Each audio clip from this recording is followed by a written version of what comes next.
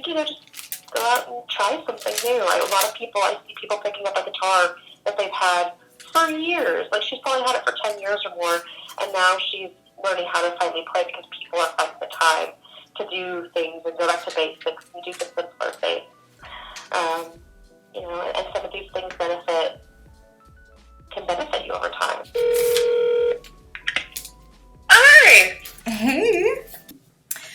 Thank you, Jena, for agreeing to speak with me today on my podcast, Jazz About Nature, the show where I talk about all things nature. And I kind of wanted to dive into the subject of reusable products. Specifically, right now, there are people who may not have enough income coming in during this time that we're having a pandemic. We're trying to avoid the amount of times that we go out. So when we do go out, I think choosing some products that is going to last longer and that are reusable is the way to go, don't you think?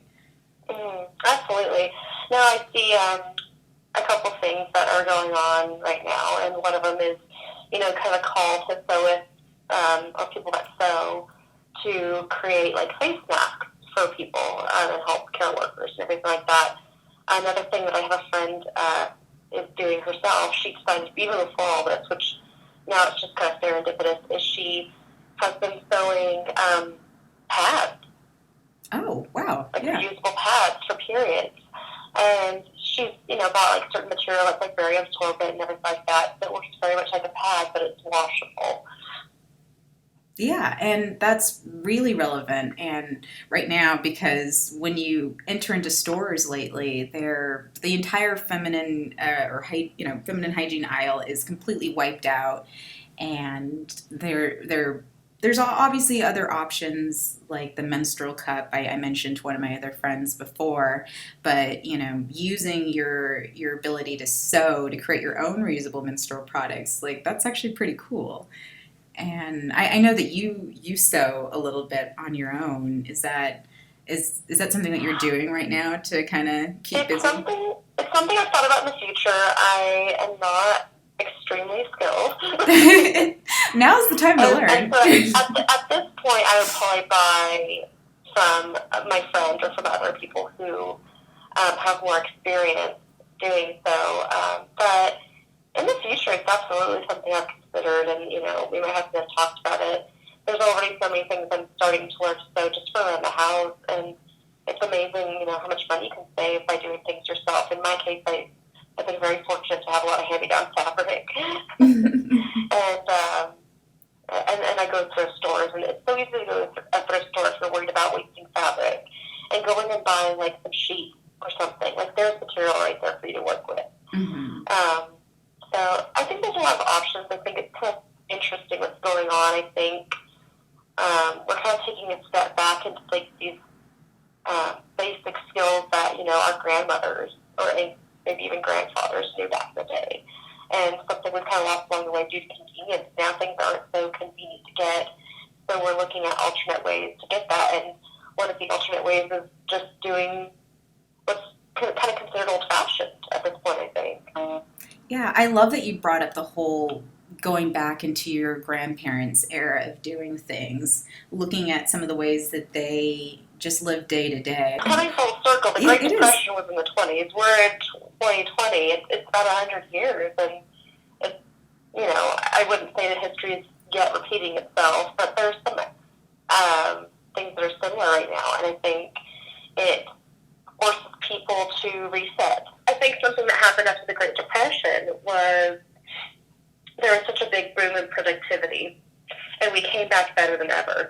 So if there's anything I kind of hope for coming out of this, we are in a much more convenient place, at least at this point, than they were back then. But yeah, at the same time, I think it's always good to prepare now, because we don't know how long this is going to go on for.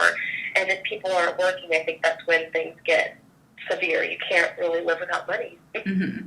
Okay, so I wanted to go back to the whole historical aspect of things and how our grandparents didn't have, these disposable options. They had their own reusable items for menstrual products, for kitchen ware.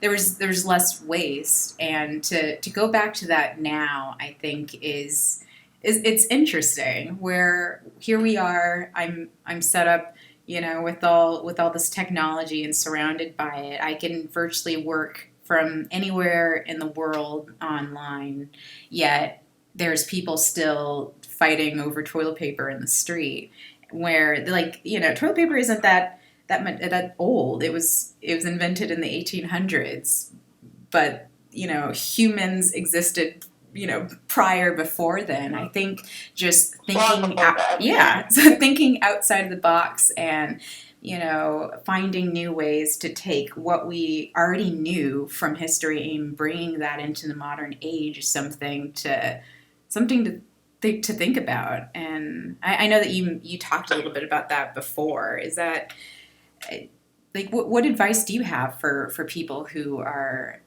wanting to look back into home economic type realm of doing things? What are some of the steps that they should be taking to go back to basics? I think it's just as simple as just going out and doing it. We are in such a better position than we were. I mean, if somebody didn't have somebody to teach them directly back then, you wouldn't really know how to learn, or you'd have to just figure it out yourself. We have YouTube. I can't tell you how many skills I learned on YouTube. I don't know if it's embarrassing or impressive, but I learned a lot of things through YouTube. And sewing actually being one of them. I learned how to sew through YouTube. I went and bought a machine, and you could just go and buy a cheap machine, just to start out. And you could go on YouTube, show how to use that machine. It shows how to use that machine. It shows, how to do the stitches, how to create clothing, create items. There's probably a tutorial out there right now for reusable pads, and we don't even know it.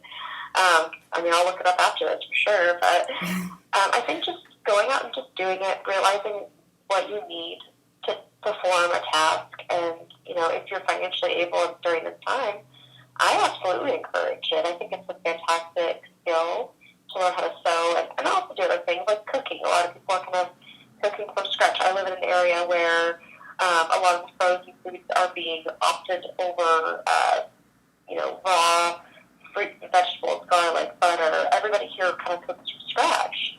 People are making their own bread here. It's kind of normal. So those are good skills to have, and it does save you money. Yeah, no, that's great advice. Thanks again for agreeing to talk with me today. It was great. Thank you. All right, I'll talk to you soon. Okay, bye. Bye. Thanks for listening to the Jazz About Nature podcast. Check out the show notes for more information on any of the things talked about on the show today. I hope you enjoyed it. Peace.